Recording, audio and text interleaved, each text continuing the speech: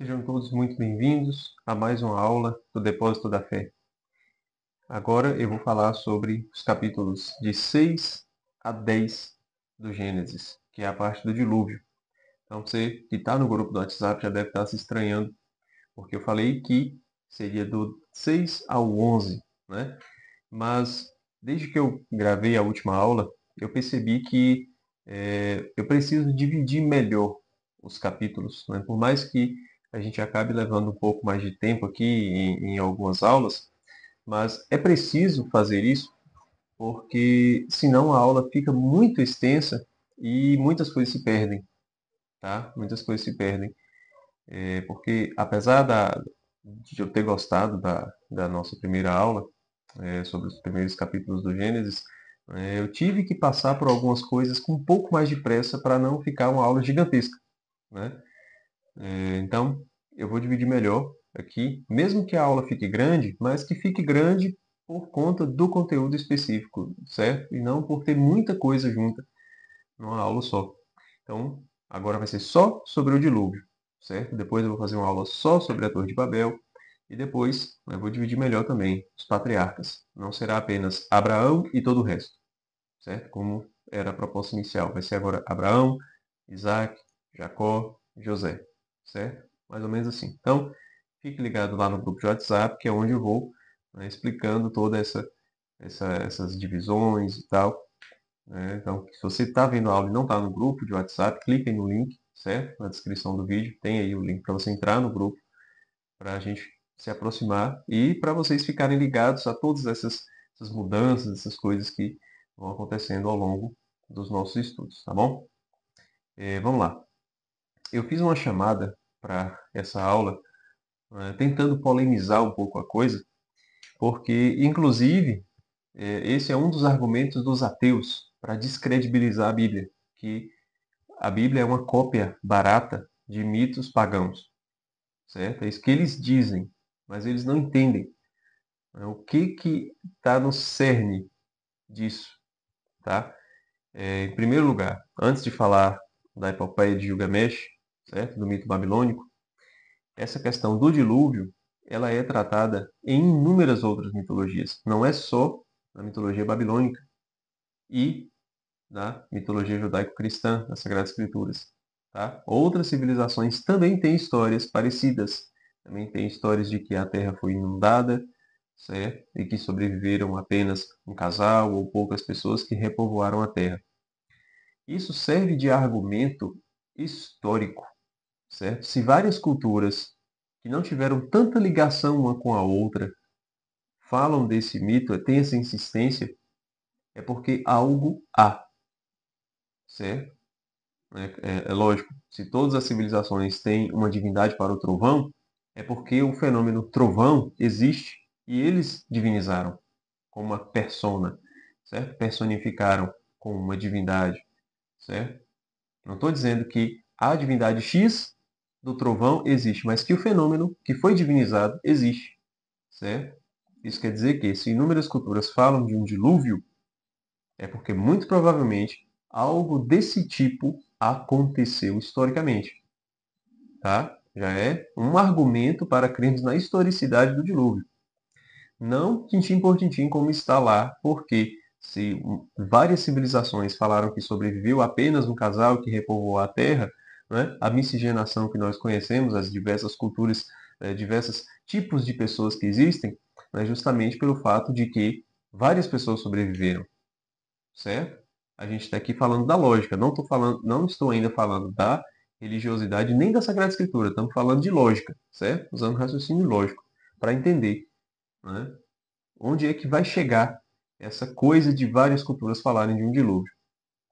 Mas fecha esse parênteses, vamos pegar aqui a epopeia de Gilgamesh, que é o mito babilônico que está mais próximo do livro do Gênesis, tá? Próximo no sentido territorial mesmo, certo? Porque a Mesopotâmia está ali próximo da terra do povo hebreu, do povo judeu, certo? E, inclusive, né, tem muita ligação imaginária mesmo, né, ao ponto de muitos escritores das Sagradas Escrituras terem no seu imaginário coisas que eles pegaram, elementos que eles pegaram, que eles aprenderam, que eles viram, que eles tiveram contato dessas culturas, tá? Da cultura do povo da Babilônia, do povo da Mesopotâmia, do povo do Egito, certo? Como também tem relatos na própria Sagrada Escrituras. Então é um povo que está muito perto do povo da Bíblia, o povo babilônico, o povo da Mesopotâmia, certo? E essa proximidade afetou, sim, afetou o conteúdo da Sagrada Escritura. Qual o problema?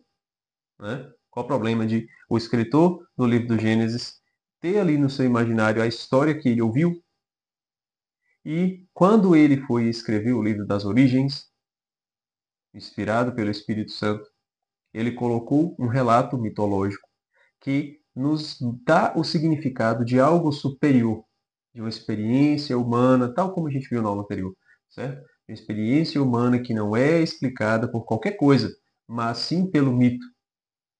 E que essa experiência humana ela está abarcada por uma ação divina que a conduz e a eleva. Certo? É mais ou menos por aí que a gente vai entender o dilúvio. O dilúvio segundo a narrativa bíblica. Tá? Porque na narrativa da Epopeia de Gilgamesh existem muitas semelhanças. Se você não conhece o texto, tá? Tem aqui o livro A Epopeia de Gilgamesh, que você pode encontrar facilmente na internet. Eu vou passar rapidamente, não vou contar toda a história, certo? Vou pegar só alguns pontos para a gente fazer esse link antes de eu explicar de fato o sentido do texto da Sagrada Escritura. Essa epopeia, ela foi escrita no estilo cuneiforme, tá? Tem uma página aqui com um exemplo disso, eu vou mostrar para vocês aqui, vou ver se eu consigo, tá? E foi esse povo que criou, digamos assim, criou a escrita, olha só. Não sei se vocês vão conseguir ver aí, mas isso é uma escrita cuneiforme, tá? Então, eles desenvolveram a escrita desse diacho de coisa aqui, né? E escreveram essa epopeia, essa história que é do rei, de um rei real, tá? Que aconteceu, um rei real que viveu lá na Mesopotâmia, o rei Gilgamesh. Só que eles transformaram a história desse rei numa mitologia, num mito, para ficar, né, um pouco mais divino, tá? Para fazer aquilo que a razão humana, aquilo que a inteligência humana é capaz de fazer com as histórias, certo? Mitologizá-las para que elas expliquem coisas acima da própria narrativa histórica. E aí, essa epopeia foi escrita em 12 tábuas, em 12 tabuinhas, certo? Eram tábuas pequenas. E já no final, na 11ª tábua, o Gilgamesh, o herói Gilgamesh, se encontra com o Utnapishtim, que é o homem imortal. Esse Utnapishtim, ele fala para Gilgamesh como aconteceu o dilúvio, porque ele é o sobrevivente do dilúvio. Ele é o cara que presenciou tudo. E quando ele está já no final do dilúvio, quando ele está querendo ancorar a sua barca para poder ele pisar em terra firme, o que ele faz? Ele joga uma pomba, uma andorinha e depois um corvo. Não tem como a gente não perceber a ligação com o dilúvio da Sagrada Escritura. Né? Se a gente fecha os olhos, vira a cara e diz não, não existe cópia, né? A gente não está sendo honesto com o texto. Mas se por outro lado a gente diz, realmente existe uma cópia e, né, poxa, o cara da Bíblia só copiou o texto, né, não se preocupou em contar o relato histórico que ele copiou, a gente também está errado. Não é assim. Precisamos reconhecer que de fato existe uma inspiração humana ali no imaginário do hagiógrafo, certo? Que bebeu de outras culturas. Sim, qual o problema? Né? Problema algum. Agora, se está na Sagrada Escritura, se está na revelação, está contida na revelação como um livro inspirado pelo Espírito Santo, que nos ensina verdades superiores à própria narrativa histórica, o fato de ter aprendido com outra cultura não diminui o texto. Não diminui. E se não diminui, e se de fato é uma revelação, o que o texto da Sagrada Escritura quer nos ensinar? Agora sim, a gente pode pegar o texto para, mesmo comparando as semelhanças, descobrir que no texto sagrado existe uma superioridade. Superioridade. Existe uma verdade mais verdadeira do que o fato do escritor ter se inspirado numa mitologia pagã. Existe uma verdade superior que está contida em cada detalhe da narrativa da Sagrada Escritura, tá bom? Então, vamos deixar de lado a epopeia de Gilgamesh, certo? E vamos ver o que o texto das Sagradas Escrituras vai nos ensinar. Capítulo 6 do livro do Gênesis. Ele já começa ali os 4 primeiros versículos de forma muitíssimo mitológica, tá? Ele já começa assim: quando o ser humano começou a procriar-se sobre o solo, lhe nasceram filhas. Os filhos de Deus viram que as filhas dos homens eram bonitas e tomaram por mulheres as que entre todas preferiram. Então o Senhor disse: meu espírito não permanecerá sempre com o ser humano. Sendo apenas carne, não viverá mais do que 120 anos. Naquele tempo, e também depois, havia gigantes na terra, quando os filhos de Deus se uniram às filhas dos homens, e estas lhe davam filhos. São eles os renomados heróis dos tempos antigos. Veja, isso aqui é de dar um nó na cabeça da gente. E aí a gente fica, algumas pessoas ficam procurando uma forma de tentar justificar o que o escritor estava querendo. Ah, não, mas é porque o povo hebreu, o povo judeu era um povo pequenininho. E aí quando eles viam aqueles soldados de outras nacionalidades grandões, para eles eram gigantes. Tá, pode ser, tá? E Golias, né, não era lá tão grande assim em comparação com pessoas normais, né? Era uma espécie de jogador de basquete diante de um cara de 1,50 m, né? Então, o anão e o gigante. Então, pode ser que isso aí estava lá no imaginário, né? E eles achavam que de fato eram gigantes. Mas o que o escritor está dizendo aqui é que essas pessoas grandes, esses gigantes, são filhos dos filhos de Deus com as filhas dos homens. Que diacho de negócio é esse? Né? Por que filhos dos homens, a filho de Deus, que bagunça é essa? Quem são essas pessoas? Se não me engano, até Santo Agostinho, na Cidade de Deus, ele fala que existe a possibilidade de haverem, de fato, gigantes. Por ter encontrado fósseis, enfim. Né? Então, não sei dizer se houveram gigantes gigantescos e não só pessoas grandes, tá? Não dá pra gente saber. Não dá pra gente saber esse tipo de coisa. Mas o que dá pra gente saber é que essa narrativa, ela é extremamente mitológica para mostrar pra gente o que ela está querendo, né? O que ela está querendo, qual é a experiência humana que está sendo mitologizada para que a gente compreenda melhor. É a experiência humana da imortalidade do ser humano que definhou. O ser humano ele não é imortal. O ser humano ele quer ser imortal. O ser humano ele quer não morrer. Quem é que quer morrer, pelo amor de Deus? Né? Todo mundo quer perpetuar a sua vida. Esse desejo, esse ímpeto, é de algo que o ser humano tinha e perdeu. Porque nós não temos desejos insaciáveis. Os nossos desejos, eles podem ser insaciáveis no presente, mas eles ou são de algo que nós tínhamos, ou é de algo que nós podemos ter no futuro, no paraíso eterno, certo?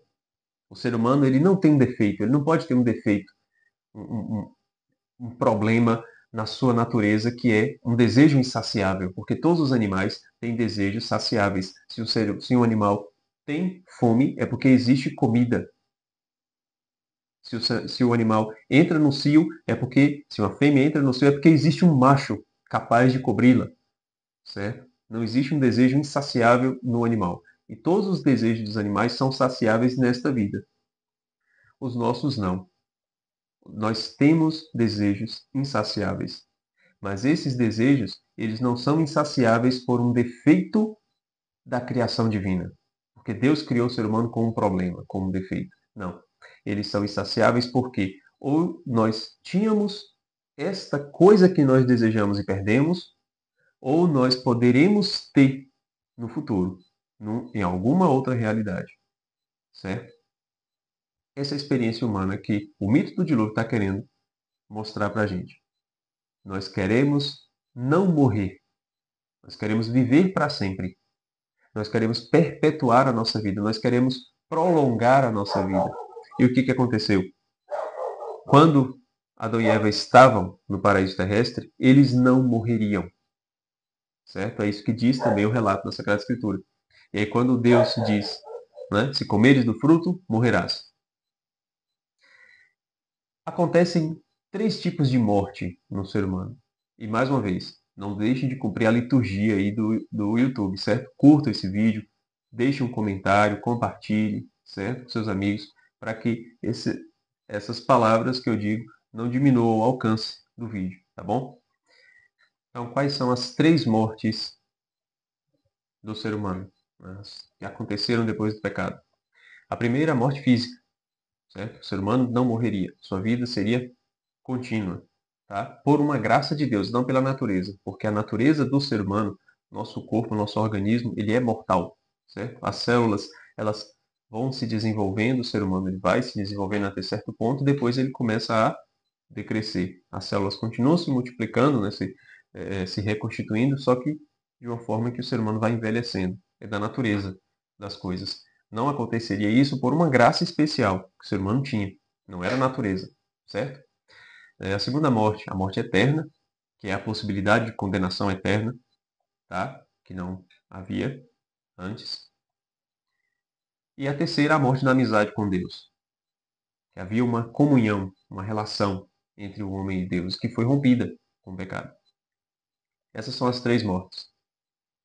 E todas elas acontecem com o ser humano, mas não de forma imediata depois do pecado. Não é? Pecou, morreu, certo? A amizade com Deus, ela vai sendo rompida, claro, a gente perde a graça santificante. A teologia, né, vamos ter que falar um pouquinho aqui de teologia, não se assustem com os termos, tá? Mais uma vez. Nós temos a graça que nós recebemos, né, uma graça chamada de graça santificante que nós recebemos no batismo, certo? E que é restaurada no sacramento da confissão. Quando a gente peca, a gente perde essa graça santificante, certo? E continuamos com a graça atual, que é a graça que Deus dá suficiente para nós enfrentarmos o dia a dia, tá? Enfrentarmos as tentações, certo? Mas a graça santificante, ela vai sendo perdida com o pecado. Só que essa amizade com Deus, ela não é rompida imediatamente, apesar de, teologicamente, perdermos a graça santificante. A amizade com Deus, ela vai sendo rompida aos poucos com o pecado. Por quê? A gente não peca e vira as costas para a igreja, né? A gente peca, a gente se arrepende, vai buscar confissão, se confessa, volta, cresce, peca de novo. Tá? Tem todo esse processo. Mas na medida que a pessoa peca, peca, peca e não procura reconciliação, a amizade com Deus ela vai sendo perdida cada vez mais, certo? Porque a amizade que nós temos hoje com Deus, quando rezamos, né, quando oramos, buscamos os sacramentos e tal, ainda não é a mesma que o homem tinha antes do pecado. A que tinha era muito maior, certo? Era uma comunhão maior. E será ainda maior no céu. Será ainda maior. Tá, esse é o ponto. A condenação eterna, ela também só acontece após o julgamento particular do indivíduo, depois da sua morte física. Tá?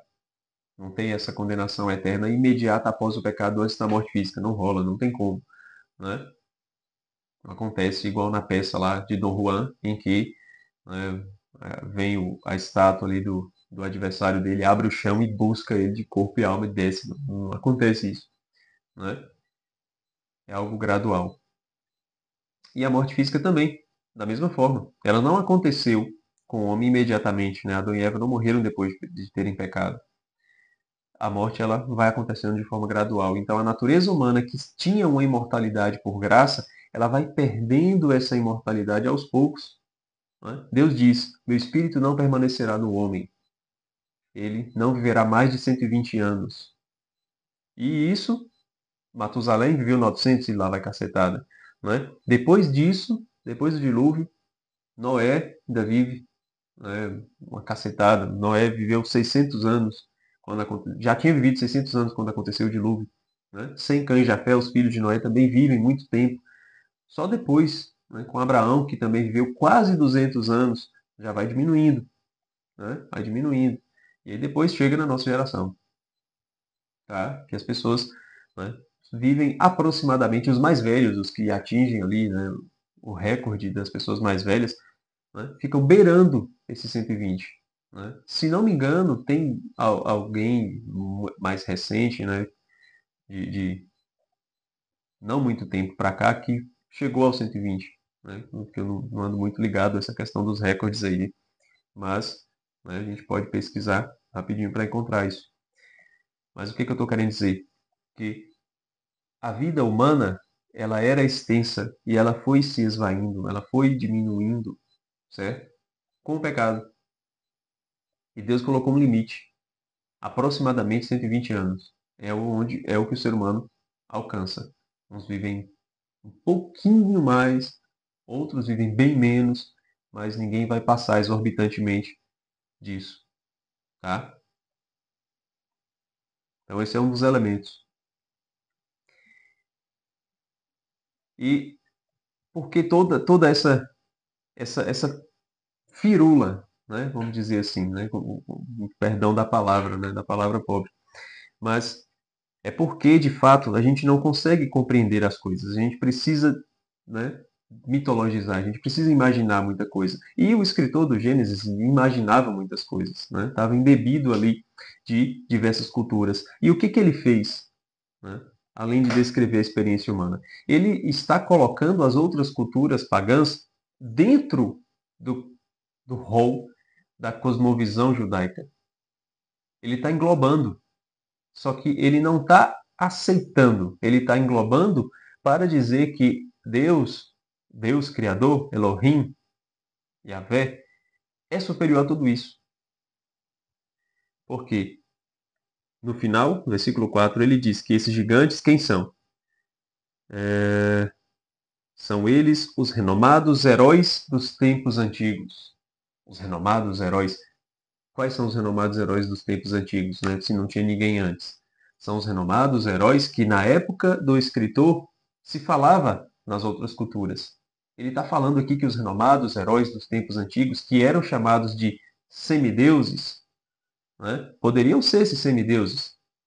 Tá? Ele está falando, né? Filhos de Deus com as filhas dos homens. Uns vão dizer que esses filhos de Deus eram anjos, né? Até no livro de Enoque, no Apócrifo, um livro que não está na Sagrada Escritura porque não é revelação divina, certo? Mas um livro da época antiga, da época do Antigo Testamento, fala que os anjos caídos vieram e tiveram relações com as mulheres e geraram filhos. Né? Um negócio assim meio que sem pé nem cabeça, tá? Um negócio, né, mais difícil ainda da gente, né, acreditar até como mitologia. Foge um pouco da lógica das coisas. Mas quando se fala de filho de Deus, a gente não consegue compreender o que o texto está falando, se são realmente anjos, né? Ou se ele está falando dos membros da cidade de Deus, do povo eleito, do povo fiel a Deus, que se unia às filhas dos homens, os membros da cidade dos homens, certo? Exemplo, né? Sete, como eu falei lá atrás, né? É o que deu continuidade àquilo que era Abel, né? Então deu continuidade ao povo de Deus, à cidade de Deus, na linguagem de Santo Agostinho. E Caim deu continuidade ali à cidade dos homens.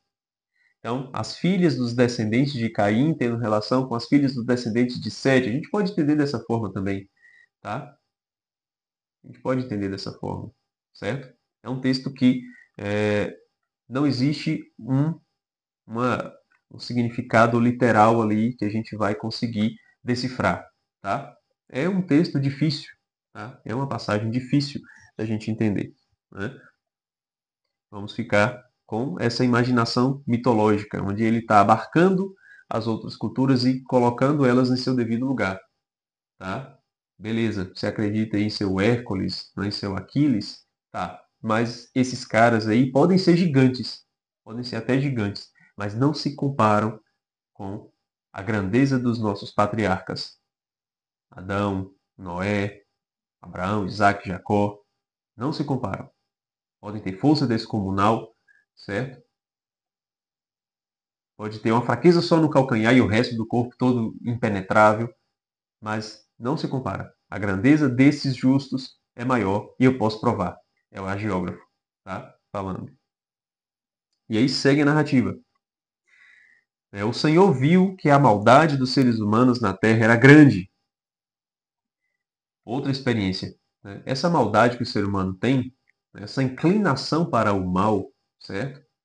Ela está presente na natureza humana desde antes do pecado. Eva estava inclinada ao pecado antes mesmo de pecar. Já tinha essa inclinação. A serpente não ameaçou, não forçou, né? Só despertou ali o interesse, despertou a concupiscência de Eva para o pecado.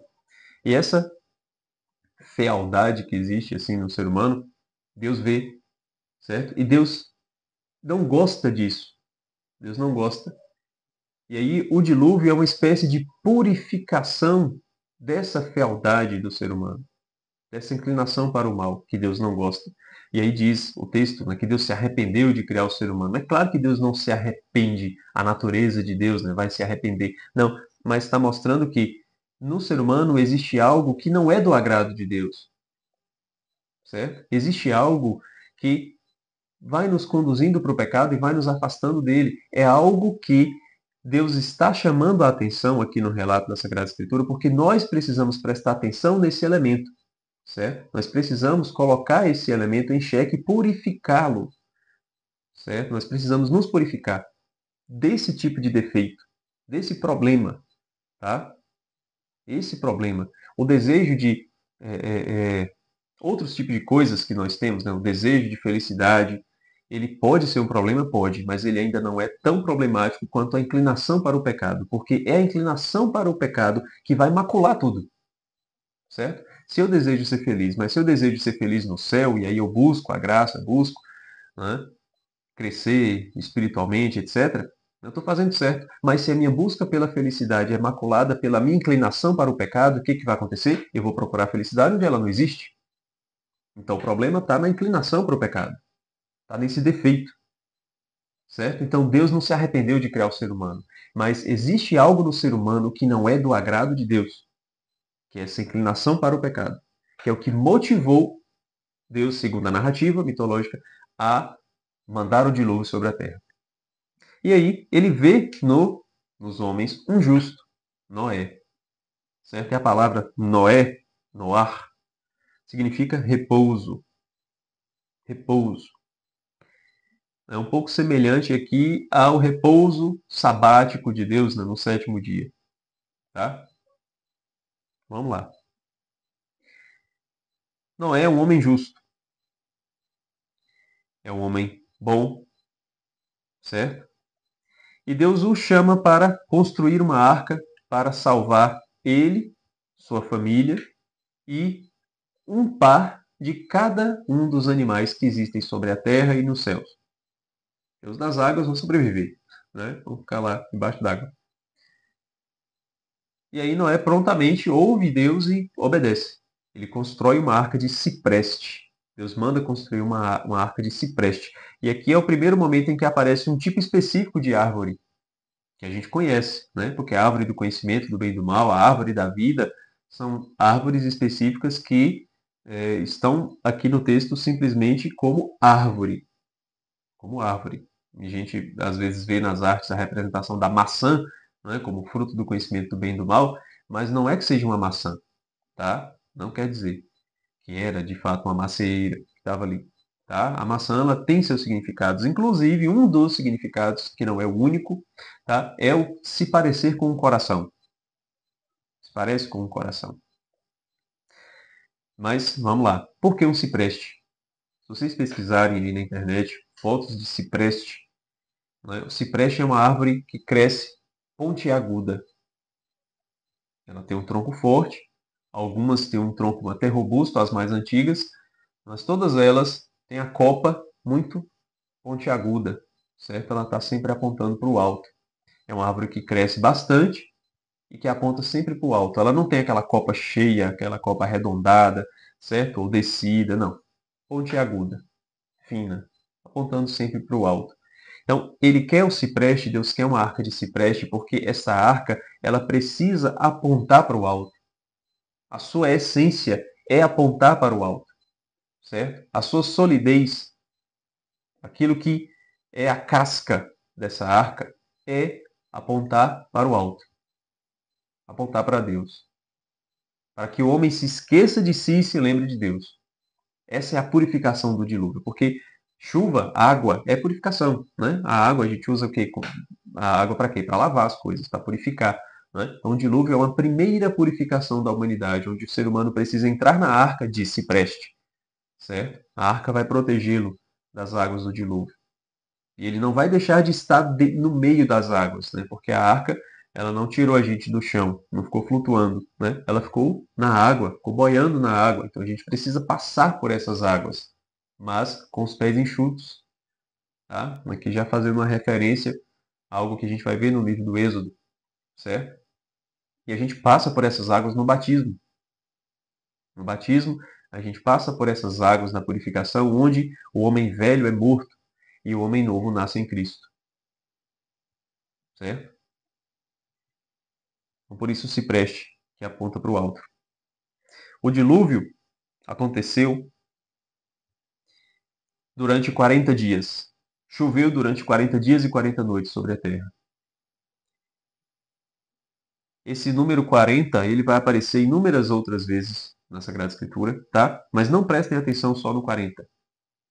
Não prestem atenção só no 40. Toda a numeração da Bíblia, ela é simbólica, ela é significativa, certo? A gente também tenha cuidado para não ficar tarado ali, procurando os números da Bíblia e comparando tudo para não perder o sentido, certo? Mas sempre que tiver um número em destaque, pare, preste atenção, compare com outros, certo? Ou faça o cálculo, a soma desses números, que pode ter alguma coisa aqui, certo? Um número em destaque. 40 dias e 40 noites de chuva, né? Por que não só fala que choveu um tantão até encher a terra, né? 40 dias e 40 noites. Né? Outra coisa, o ser humano vai viver 120 anos. Por que 120 anos? Apesar da gente já ter reconhecido, né, biologicamente esse 120. Por que 120 e não 110? E não 100, e não 99, e não 140, 130? Né? Por que 120? Né? Que é um número cheio, né, terminado com zero, para dizer que é uma vida longa, de todo modo, certo? E 1 mais 2 do 120, né? 1 mais 2 dá 3. 3 é o símbolo de perfeição. Perfeição qualitativa, certo? O símbolo de relação. Então, o ser humano ele precisa estabelecer uma relação com Deus para a sua vida ser boa, para a sua vida ser longa. Mesmo que não seja longa nesta vida, mesmo que tenha uma vida curta nessa vida, mas que seja longa, que se perpetue, que atinja o seu desejo, né? que sacie o seu desejo de perpetuar a sua vida na vida eterna.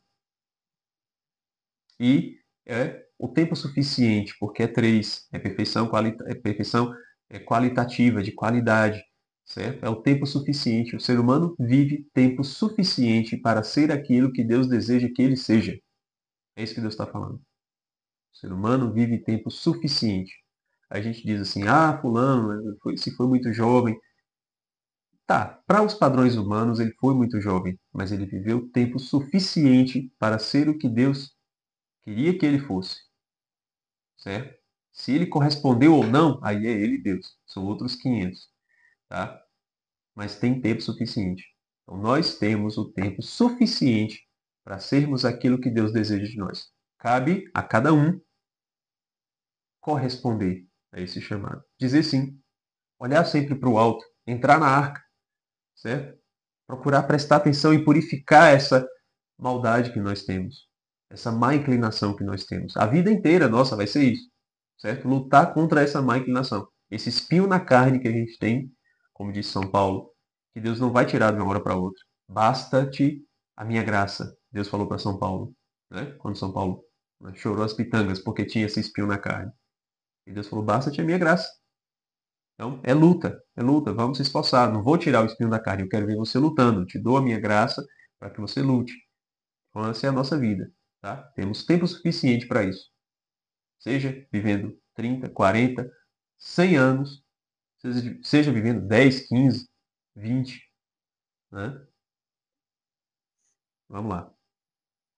Então, 40. O 40, né, o número 4, não podia ser só 4 dias, né? Então, um número cheio terminado em zero para dizer que é muito tempo.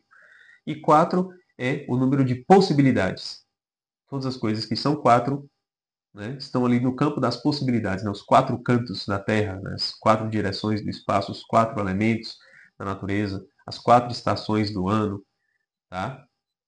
Tudo que é 4 é as possibilidades, é algo que é voltado para o mundo material, certo? O mundo material, de forma mais específica. Então, o 4, ele é aquele que abarca todo o mundo material, que abarca todas as possibilidades. É o número de purificação, todos os 40 que aparecem aqui são purificações, certo? Mas são purificações plenas, purificações perfeitas, que abarcam tudo. Então, foi 40 dias e 40 noites para dizer que a purificação que Deus faz, ela é eficaz. Ela é eficaz. Se a gente entra na arca, se a gente, na arca de cipreste, com os olhos para o alto, a purificação será eficaz. Certo? Será eficaz. Para que a gente, nessa luta, a gente chegue no objetivo que é a salvação. Tá? Claro, é Deus quem faz a purificação. A gente só corresponde, como Noé. Tá?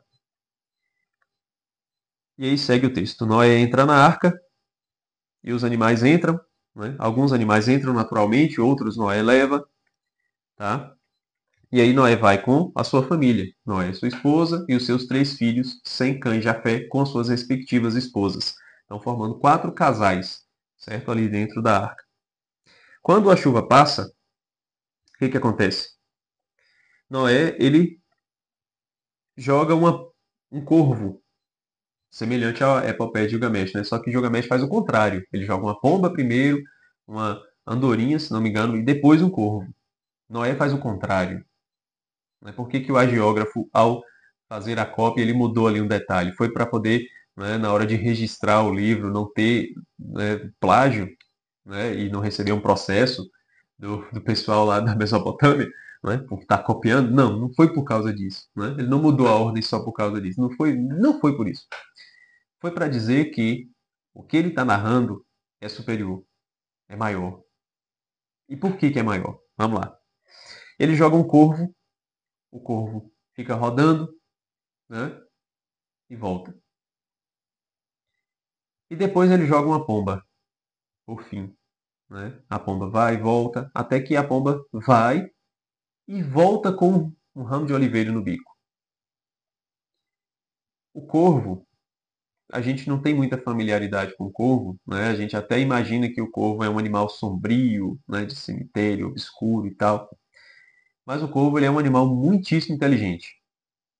Se vocês pesquisarem, vocês verão muitos vídeos onde os corvos eles imitam voz humana, certo? Eles realizam tarefas que parece brincadeira, parece mentira, né? De tão genial que é. Né? O corvo, por exemplo, né? Ele é carnívoro, tá? E ele tem ali um bicho morto, só que ele não está conseguindo abrir. O que que ele faz? Ele atrai um bicho maior para poder, né, abrir a carcaça, certo? Para ele poder comer depois. E quando ele vê outro corvo, quando ele está se alimentando e vê outro corvo, para ele não dividir a comida, ele se finge de morto, ele deita, porque se um corvo vê outro corvo morto, não vai encostar. Porque sabe que se ele se deu mal, vão me dar mal também. Ó que coisa. E aí depois que o outro passa, ele percebe que está limpa a área, ele volta a comer. Parece brincadeira, mas pesquisem para vocês verem. Né? E, isso aí é uma inteligência. Não, está no instinto do corvo. Ele não consegue não ser assim. Tá? Os animais, eles não têm inteligência humana. Eles não podem agir contra o próprio instinto. Isso está na natureza do corvo.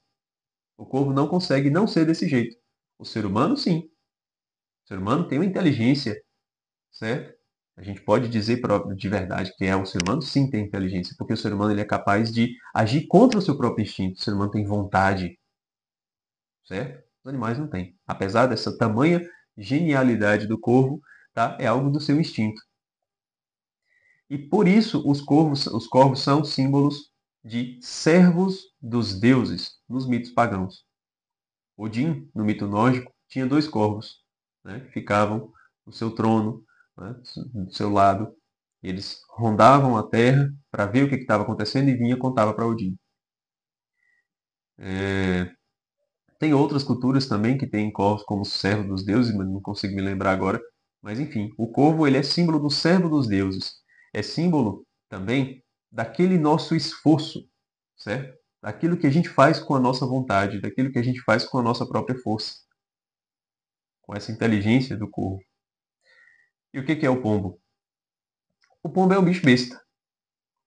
É um bicho besta. Ele não percebe muito a ameaça, né? Se a gente espanta o pombo, né, ele sai ali por conta do movimento e depois volta para o mesmo lugar, principalmente se tiver comida. O pombo é um bicho besta. É um bicho que pode ser treinado, que existe a columbicultura, que é a arte dos pombos correios, certo? Existe essa forma de treinar os pombos, mas eu sinceramente eu não sei como que funciona, tá? Não sei como é que é feito esse treinamento, só sei que existe pombo correio até hoje. Aqui na minha cidade tem pessoal que cuida, né, que cria pombo correio, participa de competição, é um negócio interessante, né? Mas eu desconheço como é que é feito esse negócio. Em todo caso, o pombo ele é um bicho besta, é um bicho simples, tá? É tolo, chega a ser tolo.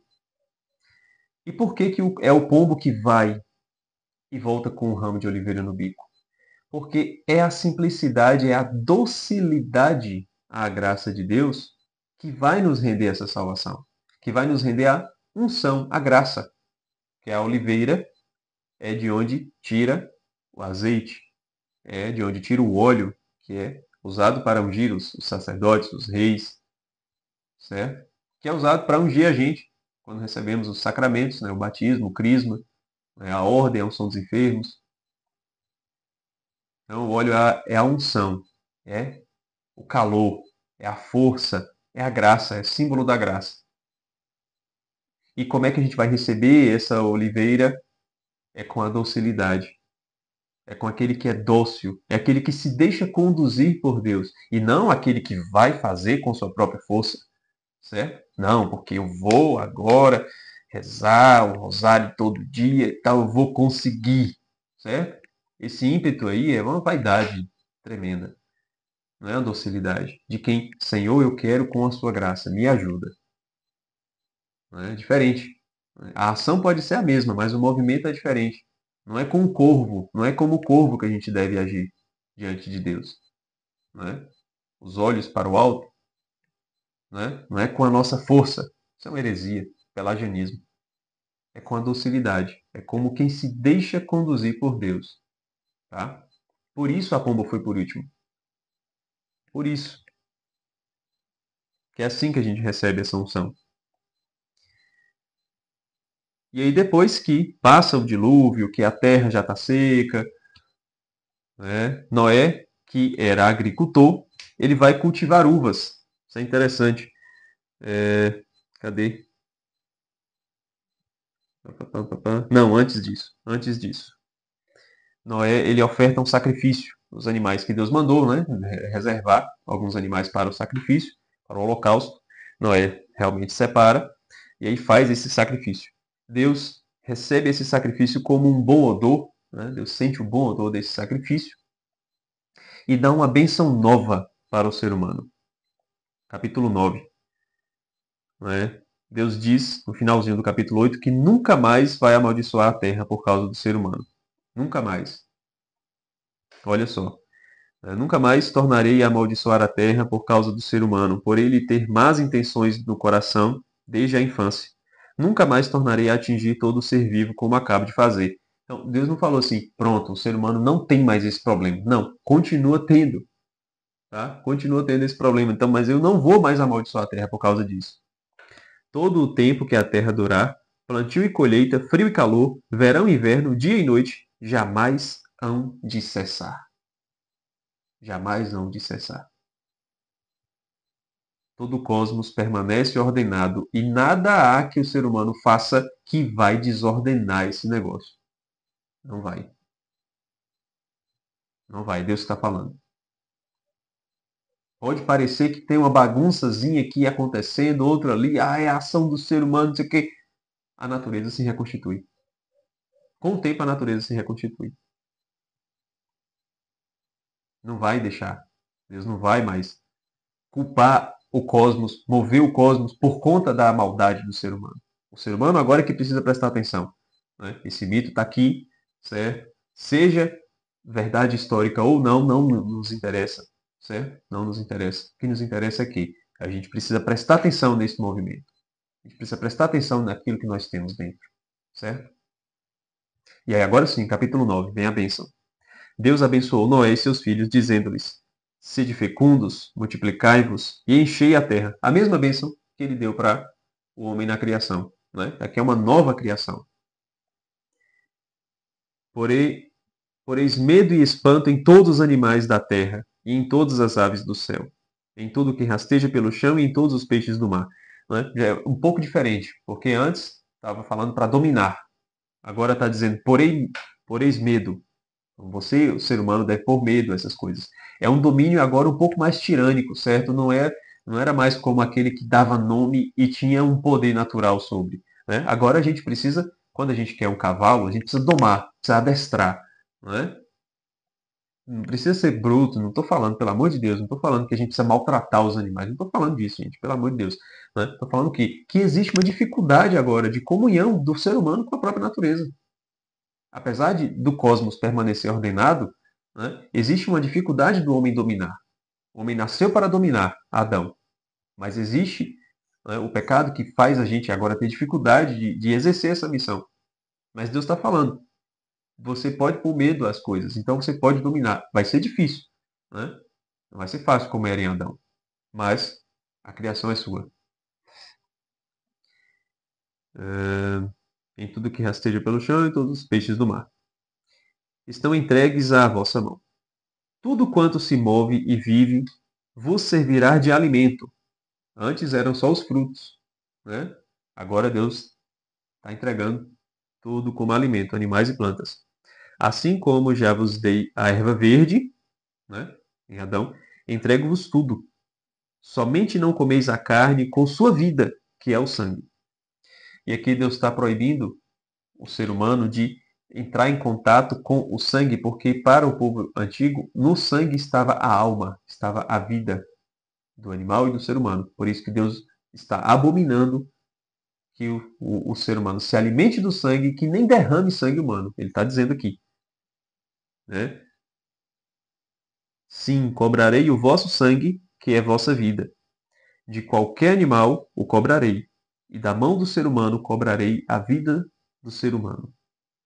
De qualquer um em relação a seu irmão. Quem derramar sangue humano por mão humana terá seu sangue derramado, porque Deus fez o ser humano à sua imagem. E quanto a vós, sede fecundos, multiplicai-vos, povoai a terra e multiplicai-vos sobre ela.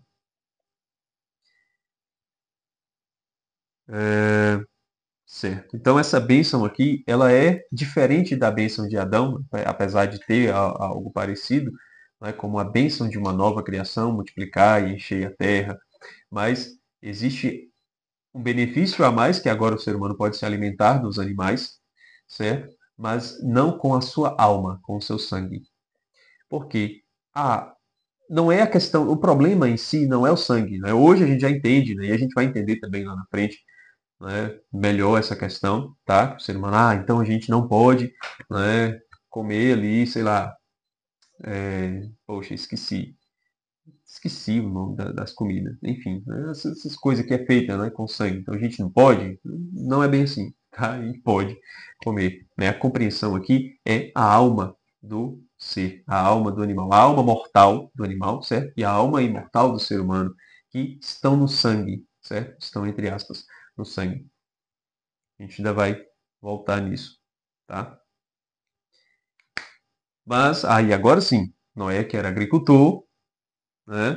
Ele continuou cultivando as coisas e ele cultivou uva e fez vinho. Cadê? É aqui, versículo 20 do capítulo 9. Ele cultivou vinho, fez uma plantação de uva. E aí, quando ele tomou vinho, que, né, plantou uva, fez um negócio, não sabia o que que era, foi a primeira vez, foi um teste, né? Quando ele tomou vinho, ele se embriagou. Mas ao tomar vinho, embriagou-se e ficou despido dentro de sua tenda. Ficou nu dentro da tenda.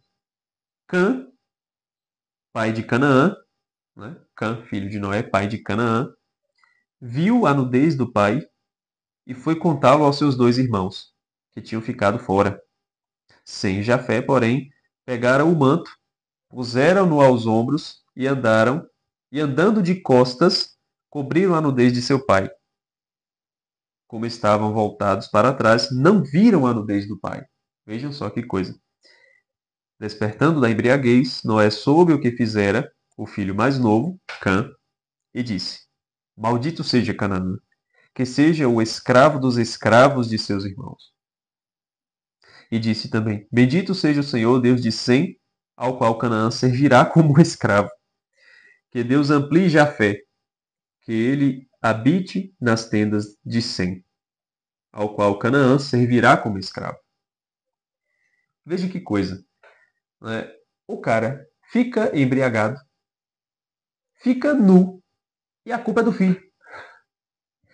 A culpa é do filho mais novo que viu ele pelado. Né? Os outros que não viram, né, ficaram ali, cobriram o pai, protegeram e tal, foram abençoados. E o outro, só porque viu e foi contar para os irmãos, meu pai está lá, ó, o que aconteceu? Vem cá ajudar. Né? O coitado foi amaldiçoado. Mas Noé, cadê o juízo de Noé? Se Noé é justo, é um homem justo, né? É o santo ali que Deus escolheu, ele não está fazendo as coisas porque ele está fora de si, né? Não está sem consciência, ele não está doido. O que que acontece? O vinho é uma bebida sagrada, certo? E o que que acompanha o vinho? O pão, né? A gente já conhece essa história.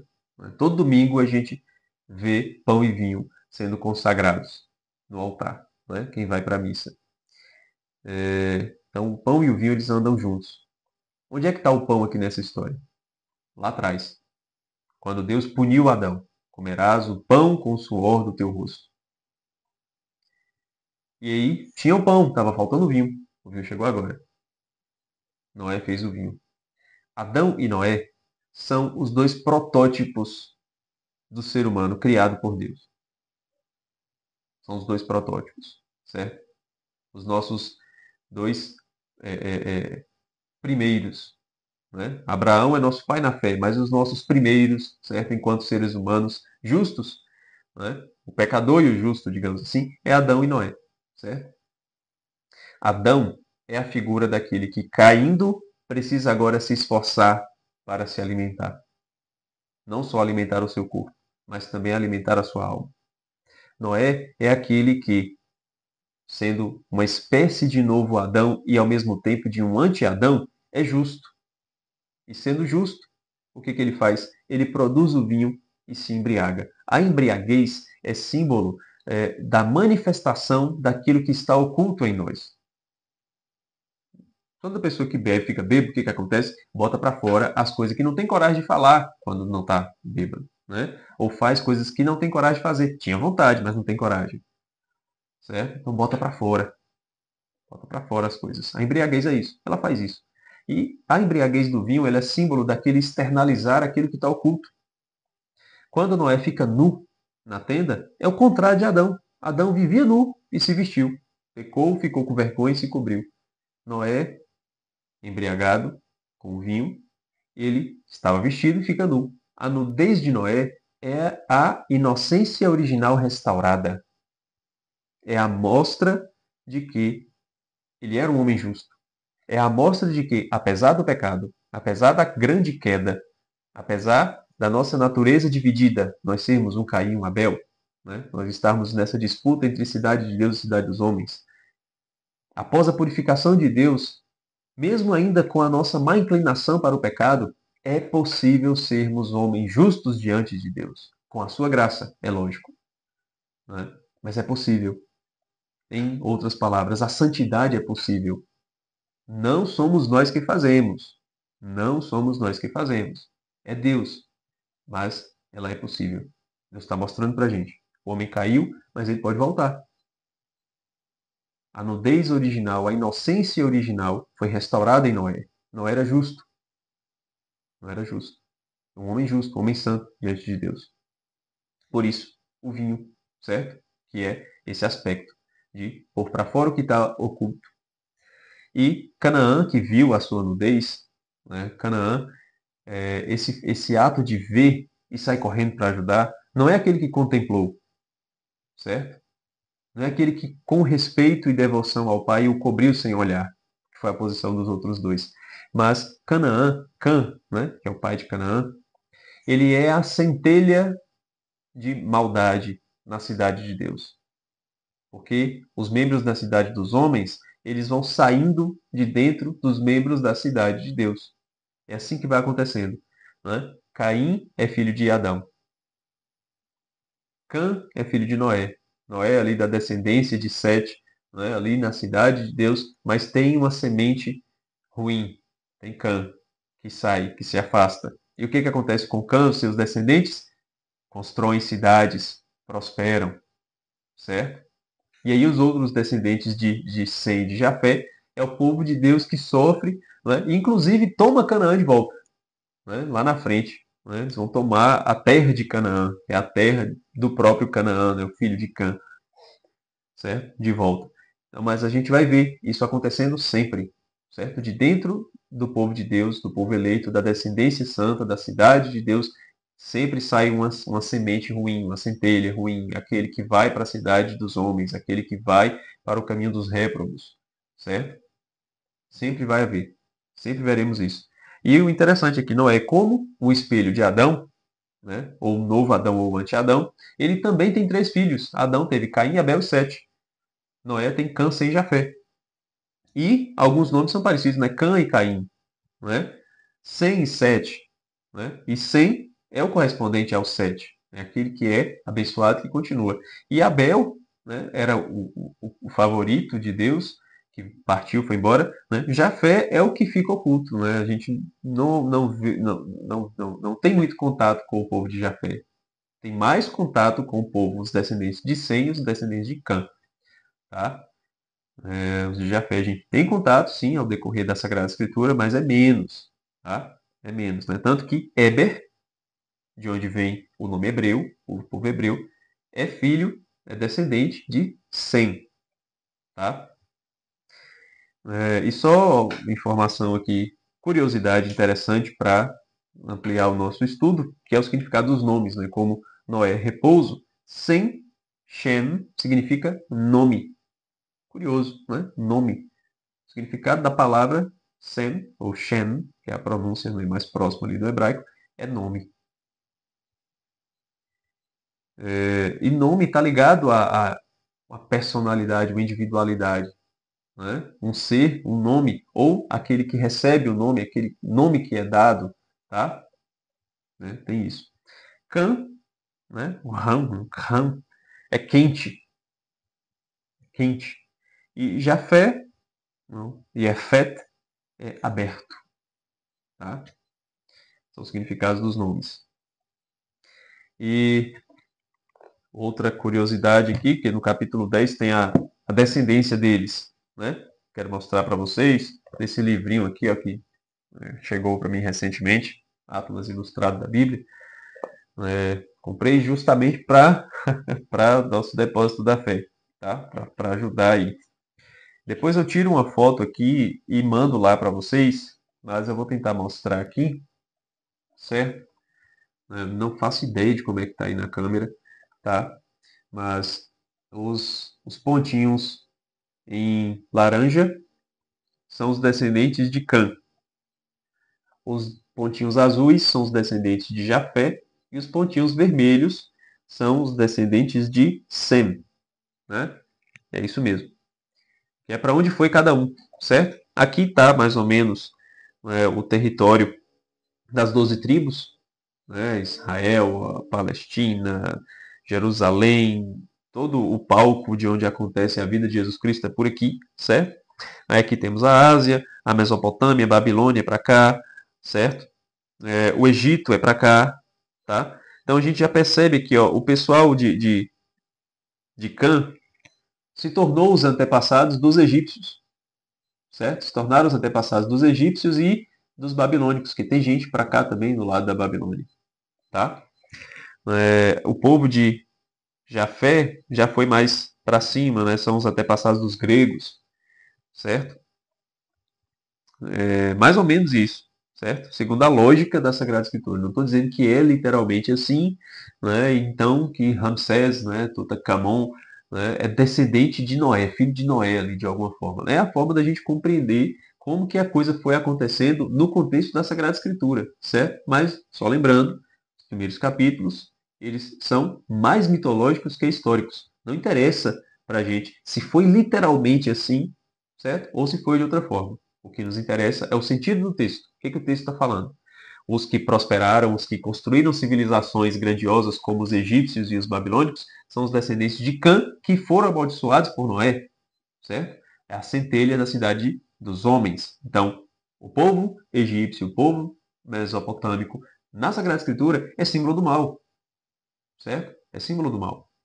Os descendentes de Sem, que foram abençoados, é a centelha da cidade de Deus, do povo que luta, que sofre, mas que precisa recuperar a terra prometida, que aqui é Canaã, né? Terra de Cã. Mas agora é o céu, certo? É o céu. É mais ou menos por aí que a gente precisa compreender como é que isso acontece, tá? Como é que a Sagrada Escritura descreve todas essas coisas e como é que a gente vai ampliando esse conhecimento até chegar na pessoa histórica de Jesus Cristo, tá bom? Então, era isso que eu tinha para falar para vocês, né? Mais uma vez, cumpram aí os ritos, deem um like no vídeo, certo? Se você não é inscrito no canal, se inscreva no canal, ative as notificações, isso também ajuda o alcance do vídeo, melhorar. E também, se você está caindo de paraquedas aqui, clique aí no link na descrição e entra no grupo de WhatsApp do Depósito da Fé, tá bom? A próxima aula será sobre a Torre de Babel. Então será só o capítulo 11. Será uma aula mais curta, certo? Mas será focada na Torre de Babel. E depois, aí sim, a gente vai já começar os patriarcas, né? Abraão e seus sucessores. Tá certo? Um abraço e até a próxima aula.